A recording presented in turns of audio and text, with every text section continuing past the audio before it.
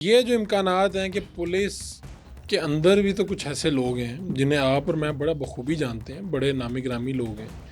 कोई sub inspector है, कोई इंस्पेक्टर है, कोई डीएसपी है, जिनका ये ट्रैक रिकॉर्ड है, जो मामूली काम नहीं करते, बड़े बड़े काम है, करोड़ों के करते हैं, लोगों को मारते भी हैं और मरवाते भी हैं, और आज भी सीटों पर मौजूद हैं। कोई उनसे कोई ढकी चुपी बात नहीं है। किसी के साथ भट्टी आता है, कोई बट है, कोई पता नहीं क्या क्या है यार। फारूक साहब, अगर मैं आपके साथ बात करनी शुरू कर दूं तो एक बाकायदा एक पूरी लिस्ट बन जाएगी। लाहौर में कत्लो गारत बढ़ाई पुलिस ने।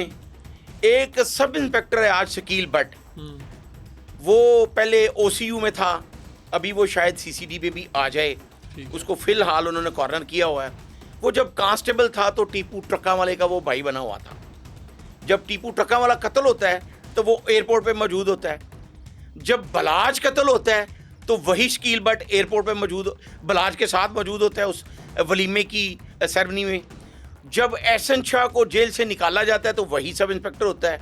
जब एहसन शाह को मुकाबला किया था, एहसन शाह को जब मुकाबले में मारा जाता है तो वही सब इंस्पेक्टर लेकर जाता है।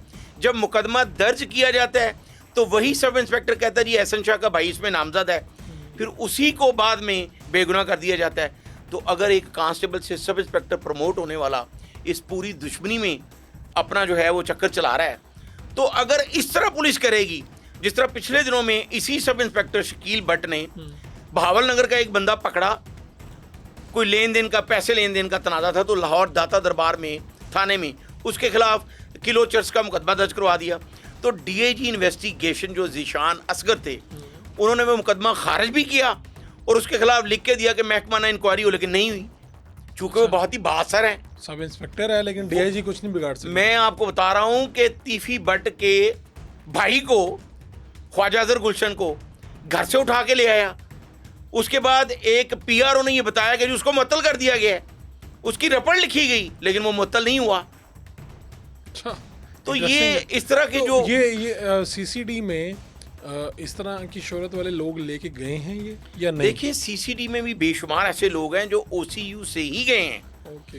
लेकिन फारूक साहब, जब सिस्टम बन जाएगा ना, अगर सिस्टम बना, जैसे अब मोटरवे पे जो पुलिस काम कर रही है तो वो इन्हीं थानों से गई है, इसी सिस्टम से गई है, लेकिन वहाँ पर सदर फारूक लगारी का भी चलान हुआ, बहुत से सूबाई और वफाकी वज़रा का चलान हुआ, काम ठीक हो रहा है वहाँ पे। तो अगर ये सिस्टम बनाएंगे तो फिर यही लोग काम करेंगे।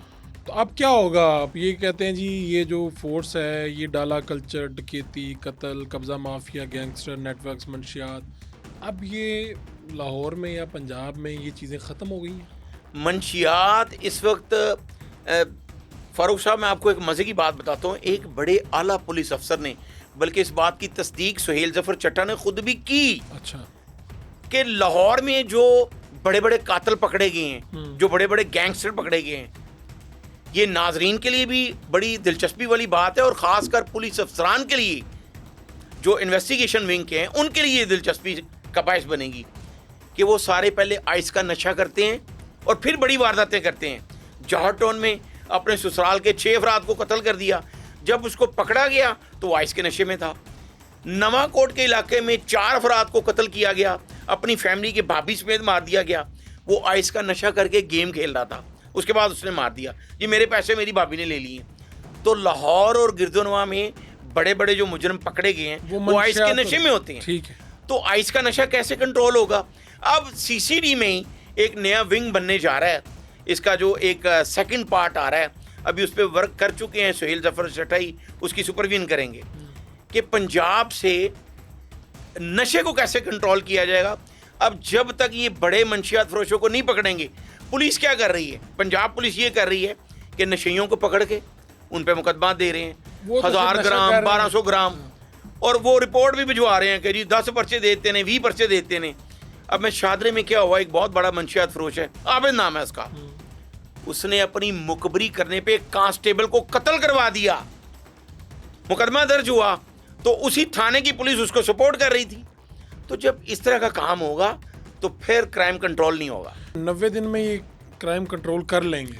देखिए, सुहेल जफर चट्टा ने एक बड़ी खूबसूरत बात की है, उन्होंने एक ऐलान किया, जिस तरह साबिक सीसीपी लाहौर थे परवेज राठौर जी, बिल्कुल, उन्होंने एक ऐलान किया था कि अगर किसी के पास नाजायज असला है तो वो जमा करवा दे, उसके खिलाफ कोई कार्रवाई नहीं होगी।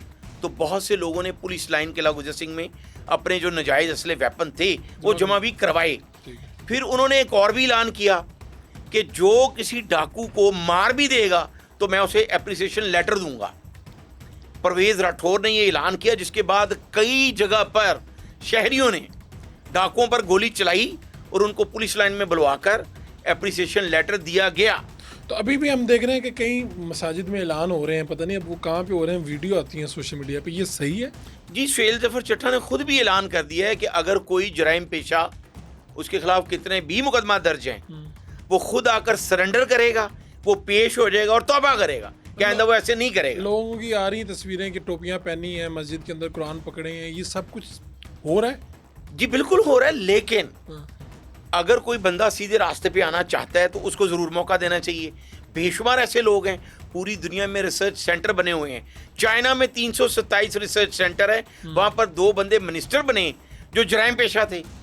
तो अगर हम किसी बंदे को मौका दें, ज़रूर देना चाहिए। लेकिन अगर यही तरीकाकार रहा जो पहले CIA करती रही है, OCU में भी ऐसे बहुत से मुकाबले हुए हैं। अभी पिछले दिनों में ऐसी रिकॉर्डिंग मौजूद थी कि CIA के बंदे जो थे, उन्होंने बंदे पकड़े, दुश्मनदारों से बात की, उनको मार दिया। इंस्पेक्टर आबिद बॉक्सर के पास बहुत से सबूत पड़े हैं ऐसे, जिसकी वजह से आबिद बॉक्सर को भी घर से उठाया गया और उसको CIA कोतवाली ले जाकर तो उसके किसी मुखालिफ से बात भी करवाई गई कि जी पकड़ लिया। तो इस तरह नहीं होना चाहिए। वो भी यानी आबिद बॉक्सर वाला जो वाकया हुआ था वो भी इसी का शाखसाना था, यानी पैसे किसी ने दिए थे? जी, प्लान था सारा। अच्छा। अभी तक आबिद बॉक्सर जो है वो उसको ना उसका जो वेपन लिए गए और उसकी जो अरबों रुपए की प्रॉपर्टी, जो वो खुद कहता है कि मेरी अरबों की प्रॉपर्टी, उसके कागजात जो वो भी नहीं दिए गए। और वो CCP लाहौर बिलाल सिंह कैमैना का क्लास फेलो भी है GC का, उसके बावजूद। तो यानी क्या मारने के लिए उठाया था, ये चीजें लेने के लिए उठाया गया था? देखें जी, उसको सिर्फ ना निशाने इबरत बनाने के लिए उठाया गया था, जो वो खुद भी इस बात की तस्दीक करता है। और जिस बंदे के कहने पे उठाया गया था वो कभी आबिद बॉक्सर का दोस्त था। अच्छा। और उसके बाद जब उन्होंने अपना टारगेट अचीव कर लिया, देखें जिस तरह रेड किया गया और उसके बाद ये मुकदमा निकला। हाँ। अब आबिद बॉक्सर को ये कहा गया कि आपने अब मीडिया पे बात नहीं करनी, ये नहीं करना वो। अगर अपने साथी के साथ इस तरह करेंगे तो फिर बाकी लोगों के साथ क्या बदला करेंगे? पुराना लिया या कोई क्या किसी के कहने पे पैसे लेके कुछ किया? जिस तरह फरूख साहब मैंने आपको बताया कि बेशुमार ऐसे लोग हैं जो बाहर बैठे हुए हैं, वो अपने बंदों को यहाँ पे मरवा देते हैं। आपको पता है, स्पेशल ब्रांच की एक रिपोर्ट हमने अपने PNN चैनल पे चलाई थी। 235 अफराद ऐसे थे जो शूटर हैं, और ये स्पेशल ब्रांच की रिपोर्ट है। वो 62 अफराद के साथ हैं। अब उनके खिलाफ क्यों नहीं कार्रवाई होती? उनमें से 40 अफराद मारे भी, बाकी कोई 15-20 जेल में भी गए। लेकिन अगर स्पेशल ब्रांच एक बेहतरीन विंग है, वो बता रहा है कि कत्लो गारत इन 235 शूटर्स ने की है, तो फिर अभी तक वो गिरफ्तार नहीं हुए। ये जो इस वक्त लोग मारे जा रहे हैं, इससे बरक्स के भाई वो उससे फ़ायदा हो रहा है या नुकसान हो रहा है? ये जो ऑफिसर्स हैं, इसमें बहुत से लोगों के नाम बनेंगे, जैसे चट्टा साहब, इनका नाम गूंज रहा है अब हर तरफ, और बहुत से लोगों का आएगा। इसी तरह शहबाज शरीफ साहब के दौर में भी बहुत से लोगों के नाम बने थे जी। लेकिन मैंने ये देखा है, आप मुझे बताइएगा कि मैं गलत हूँ या ठीक हूँ, कि बाद में इनमें से शायद ही वाहिद आबिद बॉक्सर हैं जो इस वक्त हयात है, वरना बाद में या मार दिए गए या मर गए या जो भी है, उनमें से कोई नामी ग्रामी आदमी इस वक्त मौजूद नहीं है। आप ठीक कह रहे हैं। मैं आपको एक पुलिस मुकाबले की मिसाल देता हूँ। IG इस्लामाबाद अली नासर रिजवी, जब DPO कसूर थे तो मुदस्सर नाम का एक लड़का नौजवान मार दिया, और वो गलत मारा गया। वो जराइम पेशा नहीं था, मुदस्सर नाम की वजह से उसको मार दिया गया। बाद में कई करोड़ रुपए देकर उसकी फैमिली से सुलह की गई। तो इस तरह के भी कई मुकाबले होते हैं। देखें, अगर जो ये जो आज कर रहे हैं, इनका मुस्तकबिल क्या होगा इन ऑफिसर्स का, आप क्या देखते हैं? और आपको लगता है कि ये कोई लंबा सस्टेनेबल मॉडल होगा, चलते जाएंगी ये चीज़ें, चलती जाएंगी? फरूख साहब, अब अगर तो ये सीधे नहज पे रहे, जिस तरह मैंने आपको मिसाल दी कि IB, MI, ये सारे डिपार्टमेंट बने और आज तक एग्जिस्ट कर रहे हैं। अब ISI जो काम कर रही है वो पाकिस्तान की बका के लिए है। बेशुमार ऐसे रॉ के एजेंट पकड़े हैं उन्होंने, बेशुमार लड़कियां रॉ ने भेजी जो ISI ने पकड़ी। अभी इन्होंने 6 जो बहावलपुर से पकड़े हैं हैंडलर, उनको दुबई से ISI ने जो पकड़े हैं, लाहौर से, पंजाब से, उनको दुबई से रॉ हैंडल कर रही थी और पैसे भी भिजवा रही थी। ये जो हमारे CTD के SSP हैं, उन्होंने हमारे साथ वकार अजीम, उन्होंने बात करते हुए ऑन द रिकॉर्ड कहा है कि जी ये रॉ इनको फंडिंग कर रही थी, हमने पकड़ा है। तो अगर तो इस तरह का डिपार्टमेंट कोई भी जो सीधे नहज पे रहे तो वो बाद में भी एग्जिस्ट करता रहेगा। जिस तरह OCU को ऐसे हटा दिया गया जिस तरह किसी बच्चे को कहा जाता है कि चल बाहर निकल। तो ये जो इमरान किश्वर हैं इन्होंने रिज़ाइन दे दिया था, इमरान क्या किश्वर कहानी थी? बिल्कुल, इसमें भी सियासत हुई। देखें, कोई भी फोर्स उस वक्त कामयाब होती है, दुनिया में आप देख लें हिस्ट्री, एक तो उसकी कोऑर्डिनेशन हो, टीम वर्क हो, और दूसरा उस फोर्स के शहरी उसका साथ दें। और फोर्सेस का शहरी उस वक्त साथ देते हैं जब उनमें एहसास तहफ़्फ़ुज़ पैदा हो। अब पूरी दुनिया में आप गए हैं, बाहर के कई मुल्कों में गए हैं, वहाँ पे फोर्स को देख के तो लोग उनको ऐसे ऐसे वेव करते हैं, यहाँ पे देख के तो पीछे मुंह कर लेते हैं कि यार साढ़े तो कुछ अरसना बादन। तो शहरियों में एहसास तहफ़्फ़ुज़ पैदा करना चाहिए।